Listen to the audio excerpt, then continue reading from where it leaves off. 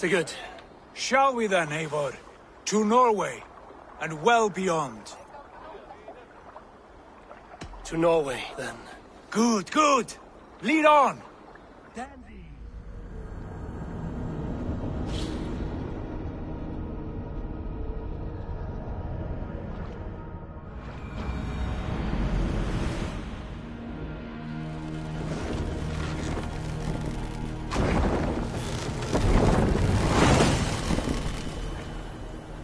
So strange. Little has changed, but it feels unfamiliar. A few years abroad have shaped us more than all the decades we spent here, brother. And it's bloody cold. Colder than I remember.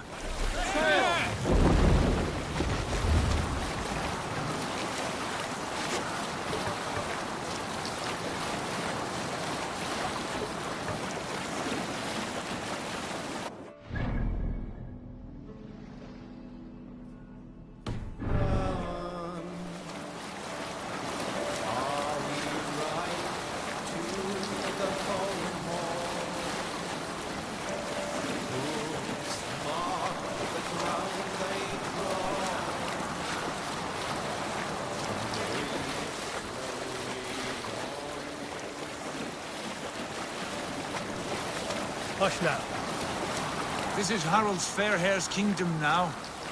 Every peak and fjord. It pains me to say it, to think it even.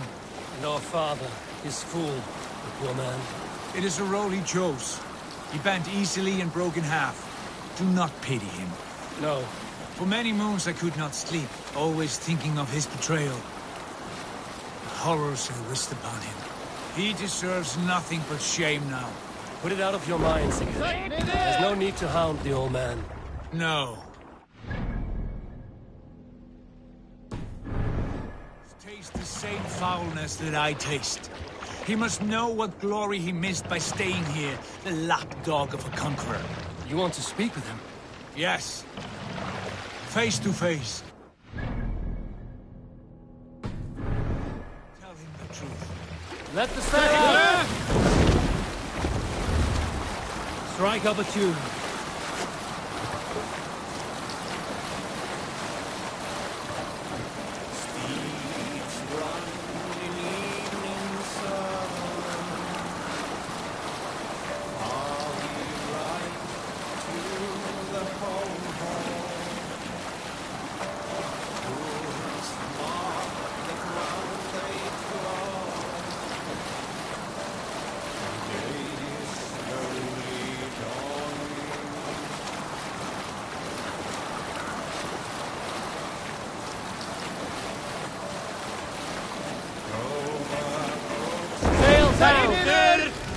Alrekstad. It thrives. In spite of our father, no doubt. Are you sure of this? I will say what needs to be said. Do you fear his rebuke? Oh no. I crave it. It may be the old hound has lost his bark. But maybe you will light a fire beneath him. Inspire him with tales of our glory. If I do, I'll stoke that flame until it burns.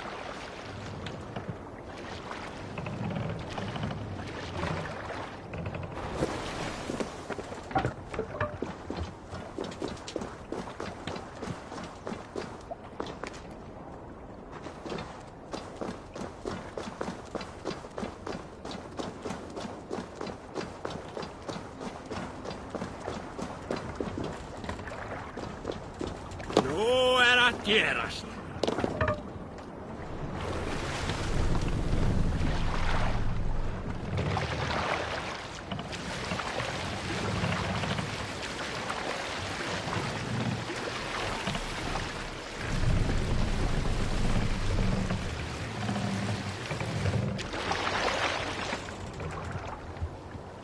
What are you doing?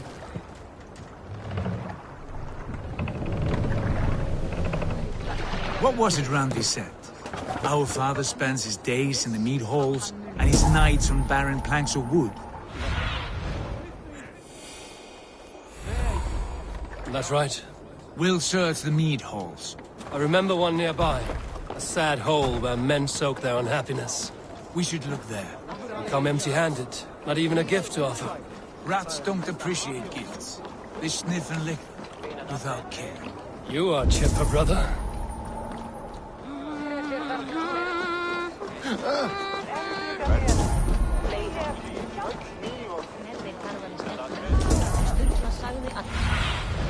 Go, Sunan.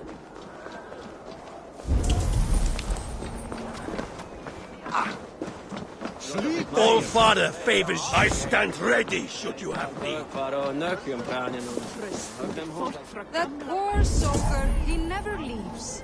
From sunup to sundown, he just sits there, staring into his horn. Once, just what?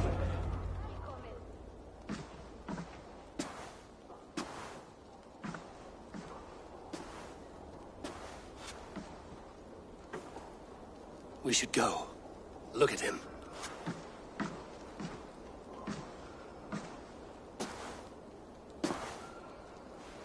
Father.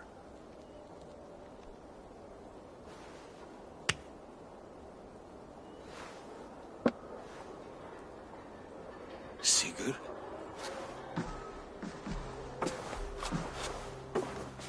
My son, Eivor. By Odin's blessing, come and let me look at you both. Stop. That is far enough. Blood of Tyr. What happened there? A grievous wound you have. Are you well? Far better than I look, I assure you. This calls for a toast. Your journey must have been long and cold. A drink to warm your blood. We are not here to drink or make merry. Only to look upon the wreckage of a once great man. And then what? Make new war against King Harald? Stake a claim on his crown? Is that your wish? To sow more chaos here? You're absurd, old man.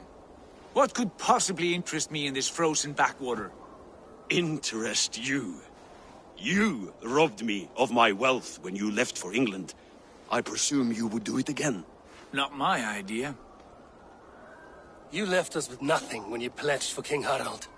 We took only what we deserved.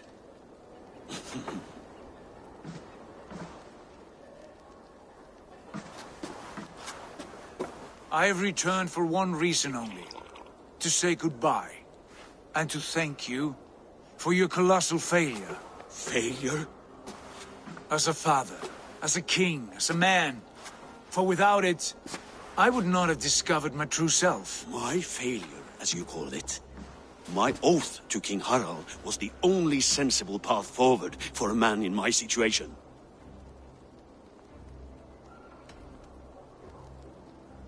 What have you done with yourself since? Drink heavily and weep for what might have been? I have worked hard to broker peace across our land. To spread Harald's message of unity. I heard you sleep beneath Harald's bed. Always at his beck and call. And that he uses your gaping mouth as a chamber pot. You make light of my service to a great and powerful man. Is that how you treat those who serve you, Sigurd?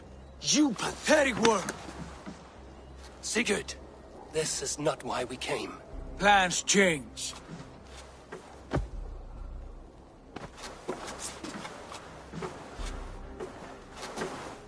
As do hearts. Not this one. And you, Eivor?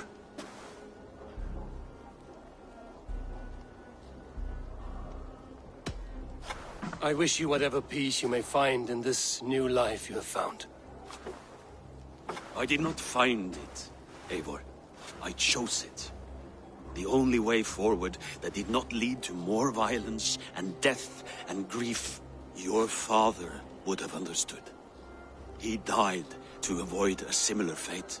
To save his family at the cost of his reputation. No. My father, he was... He loved you. That is all. Argur nonsense. I've heard enough. Sigurd, from the day you were born, I wanted nothing more than to pass on my title, my land, my people, to you. But 1 year is never like another, and with the passage of time, certain truths appeared. Unavoidable. Ours was the last kingdom in Norway to resist Harald's advance. To oppose him would have been our death. You do not know that. We could have fought back. We could have, yes, and suffered countless deaths for no other reason than to protect our pride. We will never know the truth, because you were too afraid to risk it.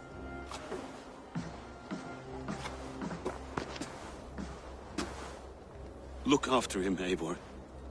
And if you have the chance, lead him back from the edge of the abyss. He's my brother, not my dog. Be well, old man, and serve your king with honor.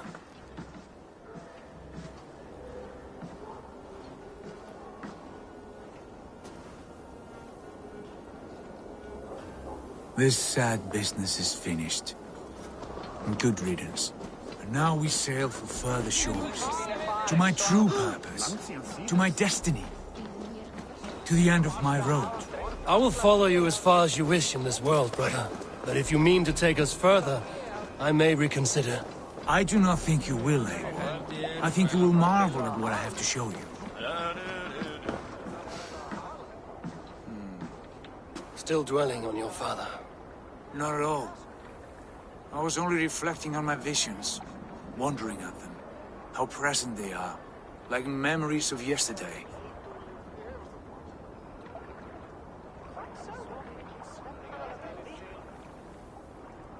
Describe them for me, your visions. My earliest was of a large door embedded in ice, far north of Herdafylke. The saga stone embedded at the top of its arch. As the visions grew stronger, the door opened, revealing many things. The life tree Yggdrasil, the golden fields of Valhalla, and the faces of our gods. All of them called me friend, brother, warrior. I felt at home among them, warmed by their love. You should know, you are not alone in this. I too have had visions. Have you? And what did they foretell? It is hard to say. I've seen Odin leading me into shadows. I've seen spinners weaving wild destinies from pools of blood. I saw the great beast Fenrir, the branches of the world tree, and a man with... Go on. Valka warned me of a great betrayal. But what form it takes, I cannot say. I see. I hold to my oath, Sigurd. You know that. Betrayal is not in my nature. Of course not. You are as stalwart as a pillar of stone. Come now. My destiny awaits.